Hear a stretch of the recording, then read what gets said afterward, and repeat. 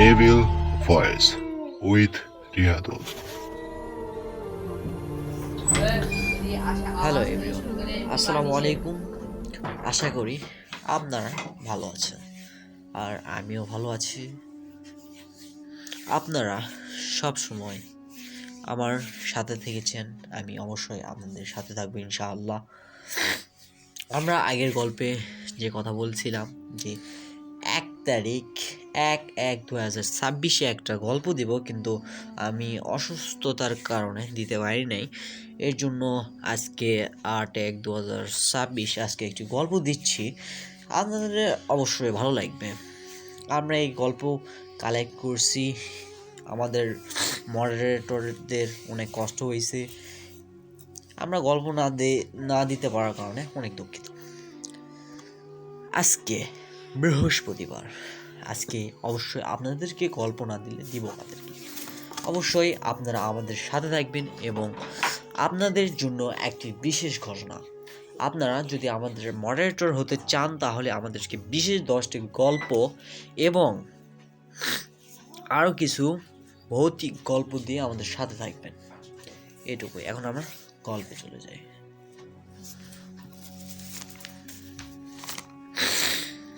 আমরা যে গল্প দিতে চেয়েছিলাম, গল্পের নাম সর্পরাজ্যের সর্বছায়া। এটি আমরা আগের গল্প বলেছি। আমরা কথা না বলে গল্পে চলে যাই। গল্পটি পাঠিয়েছেন নওগাঁ জেলার মহাদেবপুর থানার এক গ্রাম বাজিতপুর। এখান থেকে আমরা সরাসরি সেখানে চলে যাই। এটি একটি মাদ্রাসার গল্প।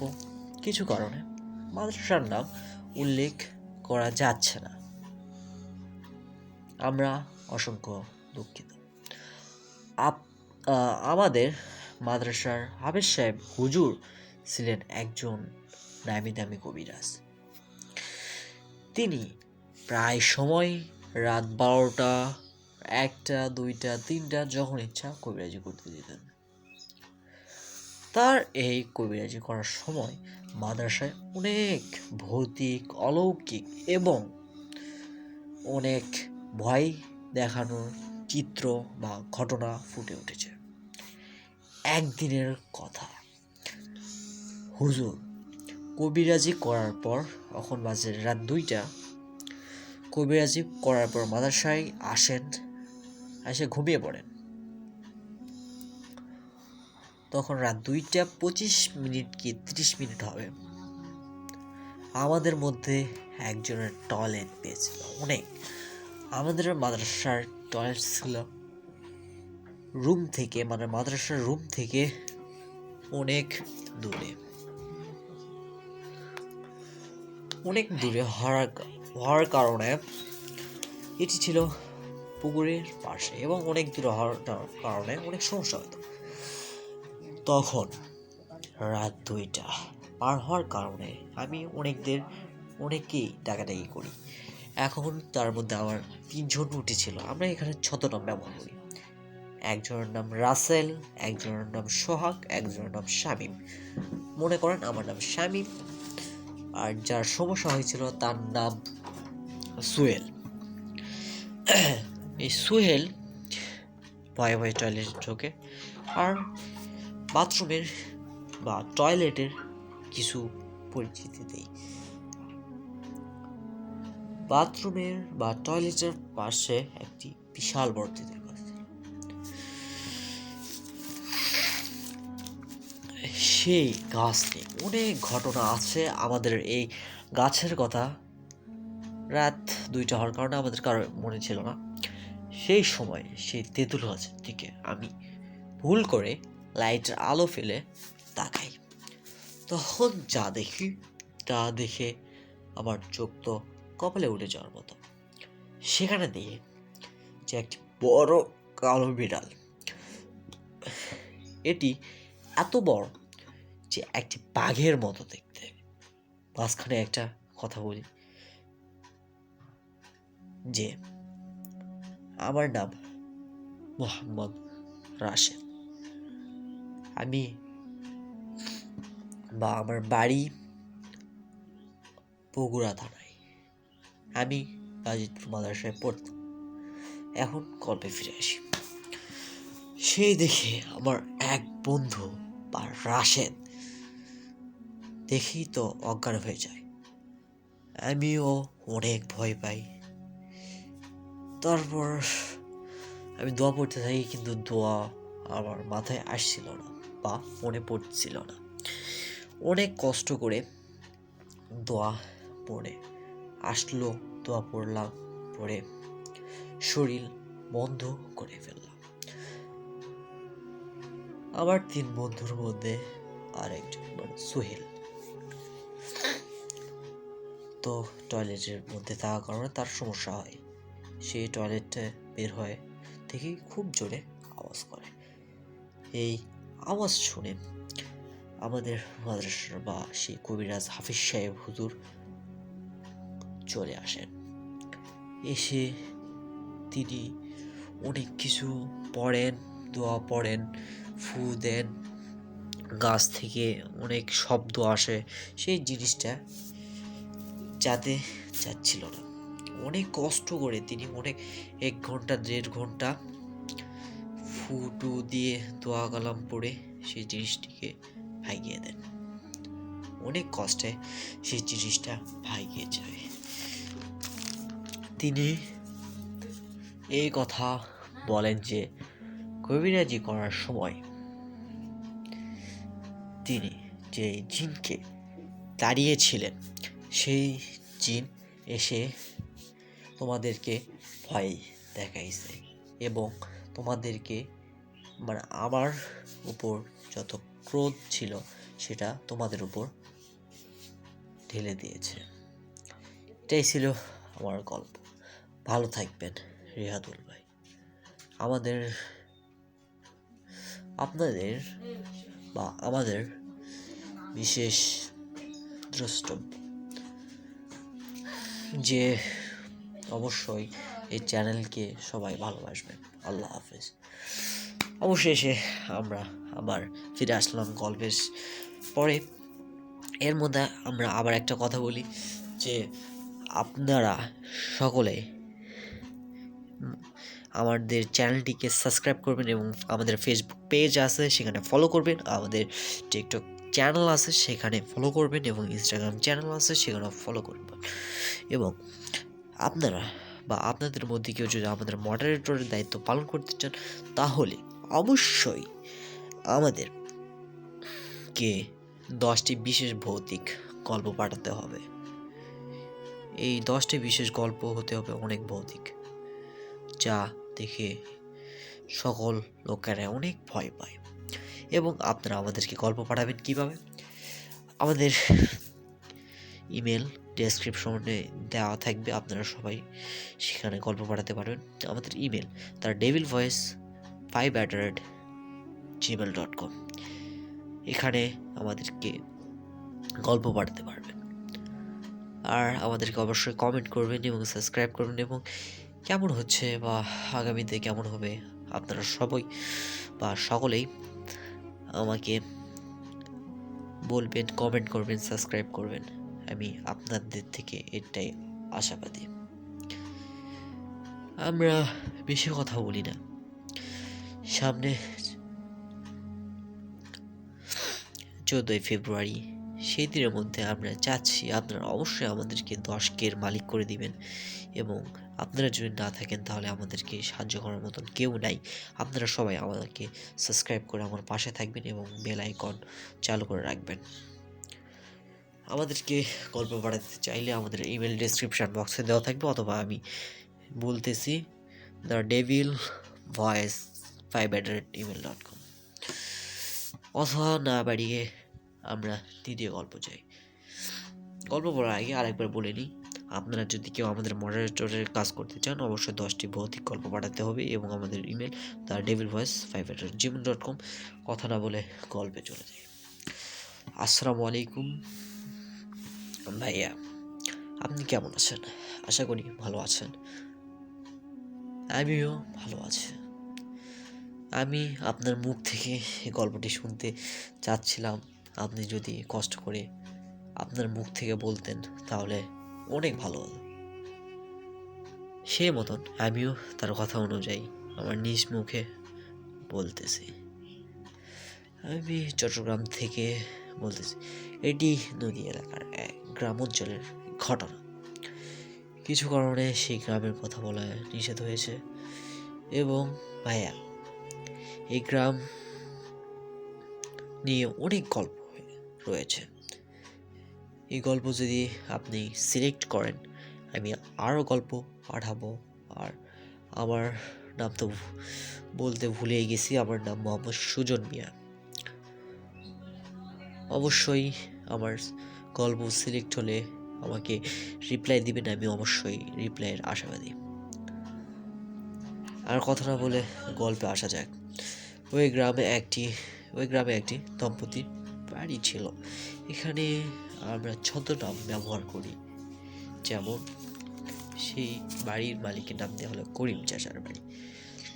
তার দুটি ছেলে, যাদের একজনের বয়স ছিল 8 আর একজনের বয়স ছিল 6 বছর বয়স। আর একটি ছোট মেয়ে ছিল, যার বয়স ছিল কেবলমাত্র অল্প 2 বছর বয়স।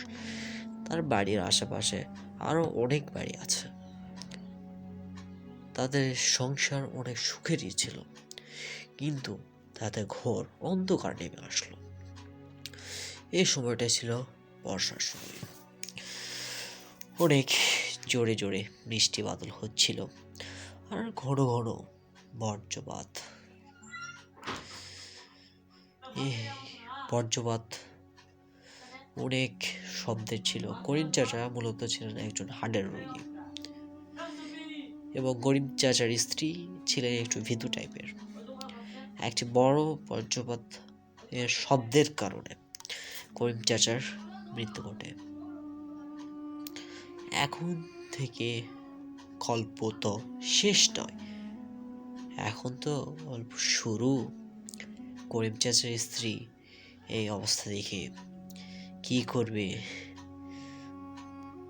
তার মাথায় কিছুই আসছিল না, যে তার বাচ্চাদেরকে সামলাবে না তার স্বামীর নিথর দেহকে পাহারা দেবে।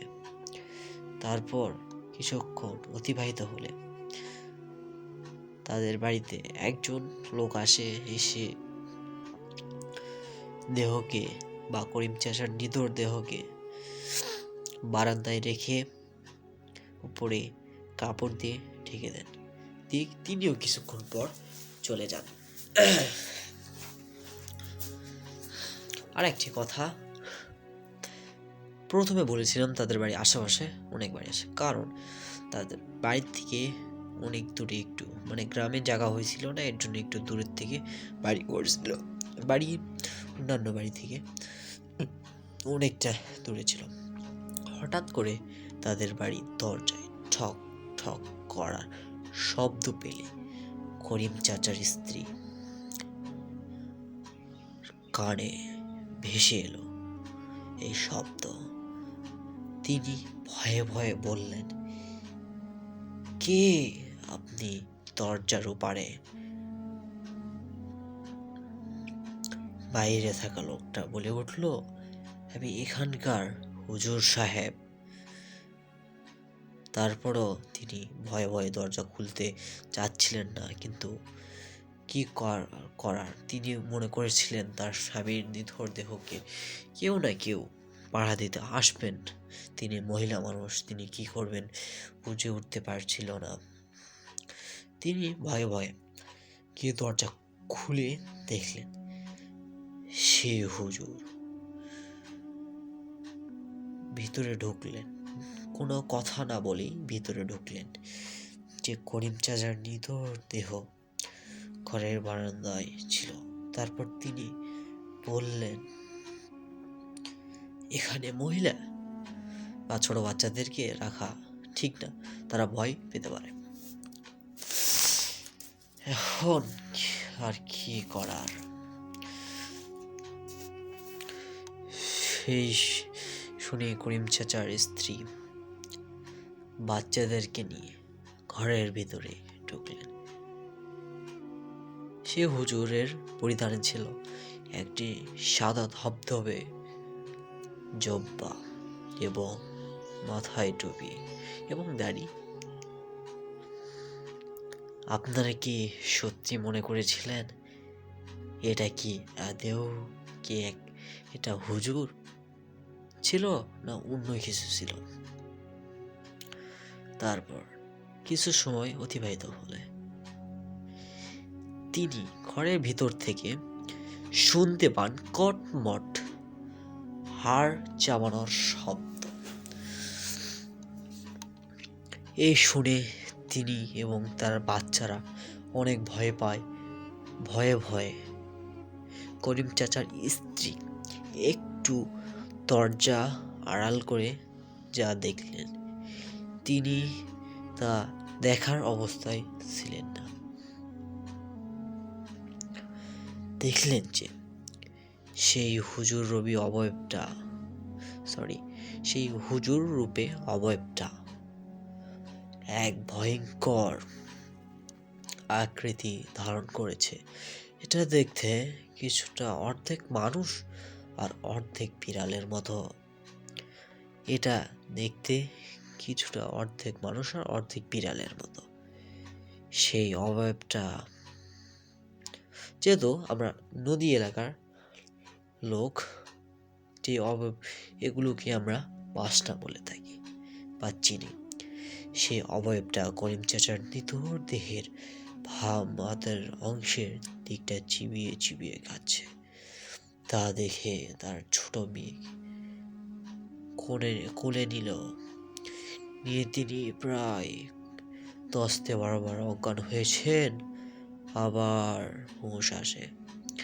তারপর তিনি দেখলেন করিম চাচার বাম পাও খাচ্ছে সে অবয়বটা। তা দেখে তিনি আর সহ্য করতে পারলেন না। ছোট মেয়েকে কোলে নিয়ে 2 ছেলেকে সঙ্গে নিয়ে ওখান থেকে খুব দৌড় দিয়ে যাওয়ার চেষ্টা করেন।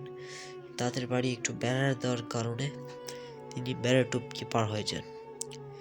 যাওয়ার সময় সেই অবয়বটা একটি অট্ট হাসি দেয়, দিয়ে তাদের দিকে তাকায়, তাকিয়ে এই কথা বলে যে আজ তোরা জানে বেঁচে গেলি।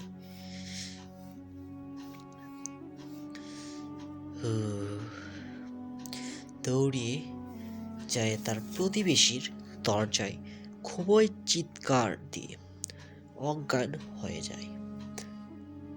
তার প্রতিবেশী কিছুক্ষণ পর তার কথা শুনে বা চিৎকার শুনে চলে আসেন এবং তার চোখে মুখে পানি ছিটা দেন। তারপর তার কাছে জিজ্ঞেস করলেন, কি হয়েছে অমুকের স্ত্রী? যা হয়েছে তার সব ঘটনা আমাকে খুলে বলো। তিনি সকল ধরনের ঘটনা বললেন। শুনে তার প্রতিবেশী প্রথমত বিশ্বাস করেনি। তারপর তিনি তার কান্নাকাটি দেখে অবশেষে বিশ্বাস করে নেন। তারপর গ্রামের লোকজনকে সাথে নিয়ে করিম চাচার বাড়িতে গিয়ে দেখেন সত্যি করিম চাচার নিথর দেহের মধ্যে ডান হাত, ডান পা, বাম হাত সবাই খেয়েছে সে অবয়বটা। খেয়ে শুধু আর কি নিথর দেহের অংশের কিছুটা অংশ বাকি আছে। কি করবে? গ্রাম অঞ্চলে একটা কথা আছে, যার কেহই নাই তার আল্লাহ আছে। আবার গরিবের মধ্যে কেউ মারা গেলে তাদের তো কেউই আসে না। আমরা শুধু বড় লোকদের মারা গেলেই সবসময় বলি যে চল গিয়ে লাশটা পাহারা দে, আর গরিব মারা গেলে এই দিক আমরা কেউই দেখি না। এটা আমরা বাঙালিদেরই ভুল। কি কথা বলবো, অনেক কষ্ট করে তার ওই রকম দেহ ধুয়ে জানাজা করে কবরস্থ দেওয়া হয়। আমার গল্প অবশ্যই সিলেক্ট হওয়ার মতোই, অবশ্যই যদি সিলেক্ট হয় আমাকে জানাবেন। এখানেই গল্প শেষ। ভালো থাকবেন। আসসালামু আলাইকুম রহমতুল্লাহ। হ্যালো এভরিওয়ান, আমরা আবার আমাদের গল্পে ফিরে আসলাম। এখন গল্পটি হয়তো অন্তত অত ভালো হয় নাই, একজন পাঠিয়েছে, আমি বলতে পারিনি। যদি ভুল ত্রুটি হয় আমাকে মাফ করে দিবেন এবং ক্ষমা শূন্যে দেখবেন। এবং আবারও বলি, আমাদের ফেসবুক পেজ আছে, সেখানে ফলো দিবেন, এবং আমাদের টিকটক চ্যানেল আছে, ওখানে ফলো দিবেন, দিয়ে পাশে থাকবেন। ইনস্টাগ্রাম চ্যানেল আছে, সবাই পাশে থাকবেন, এবং আমাদের ইউটিউব চ্যানেলকে অবশ্যই সাবস্ক্রাইব করবেন এবং বেল আইকন অন করে রাখবেন। আপনারা যদি আমাদেরকে গল্প পাঠাতে চান তাহলে অবশ্যই আমাদের ইমেলে দিতে পারেন। আমাদের ইমেল ডিসক্রিপশন বক্সে দেওয়া থাকবে। আবার আমি বলি, thedevilvoice5@gmail.com। এবং আপনাদের একটি বিশেষ সুযোগ, আপনাদের মধ্যে কেউ যদি আমাদের মডারেটরের কাজ করতে চান তাহলে অবশ্যই 10টি ভৌতিক গল্প পাঠাতে হবে, এবং আমাদেরকে বিশেষ এমন ভৌতিক গল্প পাঠাতে হবে যা দেখে আমাদের সকল ধরনের ভাই বোনরা সবাই যেন ভয় পায় এবং ভয়ের রাজ্যে মিলে যায়। আমরা আবার কিছুক্ষণের জন্য ভয়ের রাজ্যে পা দিব। তার আগে আবারও কথা বলে নিই, আপনারা যদি আমাদেরকে গল্প পাঠাতে চান অবশ্যই গল্প পাঠাতে পারবেন। আমাদের ইমেল thedevilvoice5@gmail.com, এটা আমাদের ডিসক্রিপশন বক্সে দেওয়া থাকবে। এবং সামনে বৃহস্পতিবারে যদি আল্লাহর হস্তে বাঁচিয়ে থাকি, এবং সামনে ফেব্রুয়ারির 14 তারিখ, অবশ্যই আমাদেরকে অনলি 10K এর মালিক বানানোর জন্য আপনারা আমাদের সাথে থাকবেন এবং সহায়তা করবেন।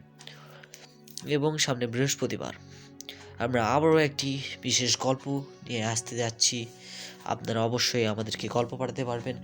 এবং সামনে বৃহস্পতিবার আপনাদের সকলের বা সকলের যে অঞ্চল ভালো লাগে, খাগড়াছড়ি থেকে একজন ভাই গল্প পাঠাবেন, এবং বান্দরবনের বিশেষ জায়গা থেকে কিছু আঞ্চলিক এবং পাহাড়ি অঞ্চলের গল্প আসবে।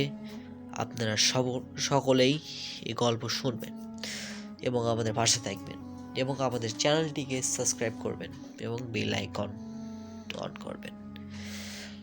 ভয়ের রাজ্যে হারিয়ে যাব, মিলিয়ে যাব বাতাসের মধ্যে, আসবো আবার ভৌতিকতার মধ্যে। আবার ভৌতিকতার মধ্যে হারিয়ে যাই সবাই। গল্প শুন। এই গল্পটি পাঠিয়েছেন রাজশাহী থেকে খায়রুল। তিনি যেভাবে বলেছেন আমিও সেভাবে পড়ে শোনাচ্ছি। এটা আমার নিজের ছেলের সাথে ঘটে যাওয়া একটি ঘটনা।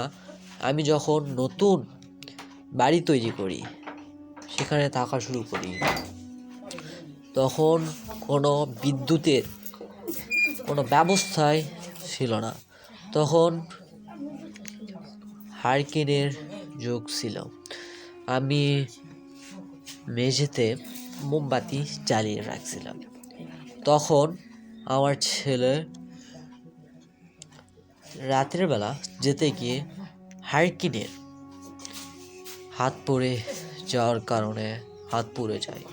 তখন আমি নজিপুর হাসপাতালে নিয়ে যাই এবং সেখানকার MBBS ডাক্তারের শরণাপন্ন হয়, এবং সেখান থেকে 1 সপ্তাহ পরে আমার বাড়িতে নিয়ে আসি।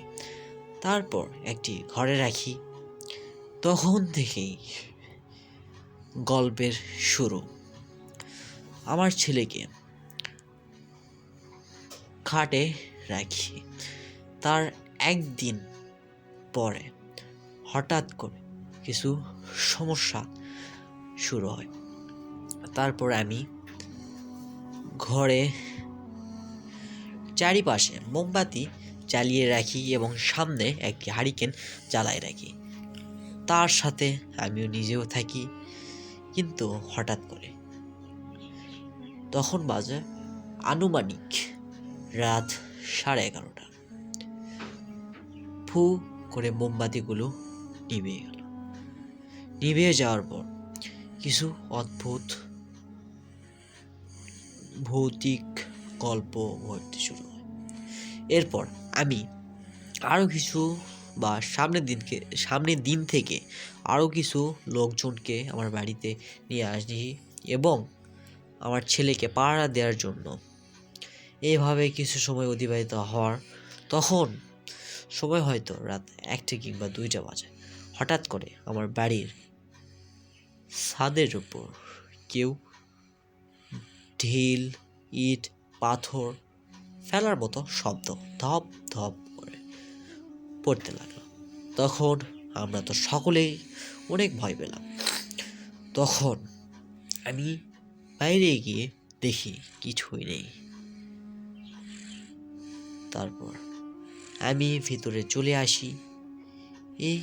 এইভাবে কিছুদিন অতিবাহিত হয়। এর তো কোনো সমাধানই নেই এবং একজন লোক বলল যে আমাদের এলাকায় হয়তো পাওয়া যায় জয়তুনের তেল, দিয়ে মালিশ করলেই সেটা ভালো হয়ে যাবে। তখন আমি সেই তেল নেওয়ার জন্য রাজশাহী মূল বাজারে বা ফেরিঘাটে যাই। তখন তো সে তেল পাওয়া যায় না, কোথাও পাইনি। তারপর আমি নজিপুর চলে আসি। নজিপুর আমার শ্বশুরবাড়ি এসে দেখি যে সেখানেও তেল নেই। অবশেষে আমার বাসার উদ্দেশ্যে রওনা দিই। তখন অনেকটা রাত হয়ে যায়। আমার সঙ্গে একজন লোক ছিল। সে তখন বলল যে অমুক ভাই, মুখের ছেলে কি এখনো বেঁচে আছে? তার হাতে তো আগুন লেগেছিল, সে কি এখনো বেঁচে আছে? তখন আমি বলি ওইটা অন্য কারো ছেলে না, সে আমারই ছেলে, এখনো বেঁচে আছে। এগুলো কথা বলতে বলতেই আমাদের ভ্যানে এক মুরব্বী লোক উঠে বসেছিল। সে অনেক একজন পীর সাহেবের মতো, সাদা ধবধব, সাদা দাড়ি, সাদা জোবা। সে বলল যে তোমার ছেলে মরবে না, আল্লাহর রহমতে সে এখনো বেঁচে থাকবে। তিনি এও বললেন আমার বাড়িতে কি কি হচ্ছে, কখন কি হবে, কখন কি হয়েছিল, সে সকল বিশ্লেষণ দিয়ে দেন। তিনি আরও বলেন যে শোনো, তোমার ছেলের সাথে 6 জন খারাপ জিন লেগেছে যে তোমাদের ছেলেকে নিয়ে যাবে। তোমরা কয়েকদিন তার আশেপাশে থাকার কারণে এবং আগুন থাকার কারণে তারা নিয়ে যেতে পারে নাই। তখন আমি বললাম যে যেহেতু আপনারা আমার সকল কিছু জানেন, তাহলে অবশ্যই আমার বাড়িতে একদিন আসেন। এর মধ্যে তো ভুলে গিয়েছি, একটা ব্রেক ছিল, দুঃখিত, ব্রেক নিতে পারলাম না, আপনারা কিছু মনে করিয়েন না। আমরা বলি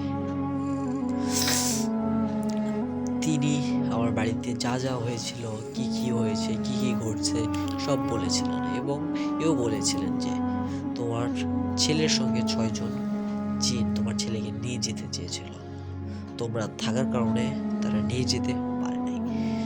তখন আমি বললাম যে যেহেতু তোর সাহেব আপনি তো সকল কিছুই জানেন, তাহলে অবশ্যই আমার বাড়িতে একদিন আসেন। আপনাকে দাওয়াত দিলাম, অবশ্যই আসবেন, এসে আমার দাওয়াত রক্ষা করে আমার ছেলেকেও দেখে যাবেন। তাহলে সকল কিছুই হলো, আমার ছেলেকেও দেখা হলো। তিনি বললেন আজকে তো যেতে পারবো না, অন্য একদিন যাবো ইনশাআল্লাহ। তার 2 দিন পর একটা মহিলা আসে আমাদের বাড়িতে। সে মহিলাটা দেখতে অনেক কালো এবং তার জামাটা ছিল অনেক নোংরা ময়লাযুক্ত। তখন আমার স্ত্রী ছেলেকে ডাক্তারের দেওয়া একটা মলম লাগাইতেছিল। তখন ওই মহিলা বলল এ ছেলেকে কি লাগাইতেছ? যেহেতু গ্রাম্য ভাষা। আরেকজন মহিলা বলল যে তোমারে কি কমু, আমি যা লাগাইছি তুমি দেখতেছো না যে কি করে এভাবে কিছু কথাবার্তা হয়। এখন ওই মহিলা বলল যে তোমরা যদি নদীর পানি তে দক্ষিণ দিক থেকে উত্তর দিক যাওয়া প্রবাহিত এরম পানিতে একটি বিশেষ পাক হইব, এই পাক থেকে যদি হাত দিয়ে বালু তুলিয়া নিয়ে আসতে পারো এবং ভালো পানিতে 10 বার ধুইয়া যদি রোদে শুকাইতে পারো এবং তোমাদের ছেলের গায়ে যদি দিতে পারো তাহলে এ ঠিক হয়ে যাব। সেই কথা শুনে আমার স্ত্রী কেউই বিশ্বাস করে, আমিও তো প্রথমত বিশ্বাস করি নাই। তখন আমার একজন ভাই বা বড় ভাই বলতো, আমার সেই বড় ভাই 3-4 দিন পর দিয়ে সাহস করে সেই নদীতে যায়। সেই বুড়ির কথা মতো সত্যই যে দক্ষিণ দিকের পানি উত্তর দিকে প্রবাহিত হচ্ছে, তা দেখে সেও তো অনেক ভয় পায়, কিন্তু সে অনেক সাহস করে সেই পাক এর মধ্যে, মানে দুই দিকের পানি এক জায়গায় হলে একটা পাক সৃষ্টি হয়, সেই পাকের মধ্যে হাত দিয়ে কিছুটা মানে 1 মুঠ পরিমাণ বালু নিয়ে 10 দিন তো রোদে শুকানো হয় এবং 10 রকমের পানিতে ধোয়া হয়, ধুয়ে 10 দিন শুকানো হয়। তার দেওয়ার পর 3-4 দিনের মধ্যেই আমার ছেলে একেবারে সুস্থ হয়ে যায়।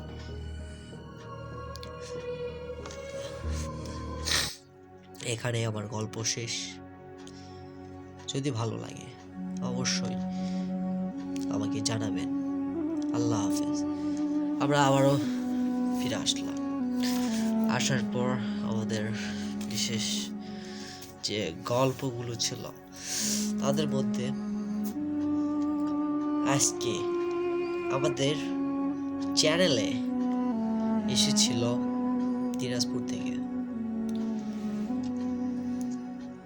আরাফাত। সে ছোট ভাই দিনাজপুর থেকে এসেছে তার নানা বাড়িতে, এসে আমাদের FM প্রতিদিন শুনে সে ডাইরেক্ট আমাদের চ্যানেলে এসে বা আমাদের FM সেন্টারে এসে গল্প বলেছেন। আপনারা যদি ভয়েস, আপনাদের মঞ্চে এখন ভয়েস এসে গল্প আসবে, ভয়েস শুনবেন। আসসালামু আলাইকুম ভাইয়া, আমি সরাসরি গল্পে যাই। আমি যতটুকু জানি আমার দাদুর থেকে যা শুনছিলাম তাই আপনাদের সামনে বলতেছি। তো আমাদের দাদুর যুগের কথা আর কি, আমার দাদুর কাছ থেকে শুনেছিলাম। তো আমাদের দাদুর গ্রামের নাকি মসজিদে যায় ইমাম ছিল আর কি, সে নতুন আর কি জয়েন্ট হয়েছিল ইমাম বা মুয়াজ্জিম। তো তার সাথেই ঘটে যাওয়া ঘটনা। তো সে নতুন ছিলেন যেহেতু, তার কারণে সে গ্রামে একটা জায়গা কিনে নতুন একটা বাড়ি বানায়। তো বাড়িটা ছিল গ্রামের শেষ মুড়ার দিকে আর কি। তার বাড়ির পিছনে খুব ঘন জঙ্গল বা খুব বড় একটা জঙ্গল ছিল। তো সেখান থেকেই তার মসজিদ আর কি অনেকটা দূরেই হয়, যার কারণে তাকে শেষ রাতে অনেক আগে উঠতে হয়। ফজর আজান দেওয়ার জন্য তাকে তাড়াতাড়ি একটু যেতে হয় মসজিদের দিকে, তাই সে আগে উঠে। তো তার বাড়ি থেকে কিছু দূর যাওয়ার পরে একটা বাগান ছিল আর কি, আম বাগান। সেখানে যে পাহারা দিত তাকেও সে ডেকে নিয়ে যেত, কখনো কখনো, প্রতিদিনও না।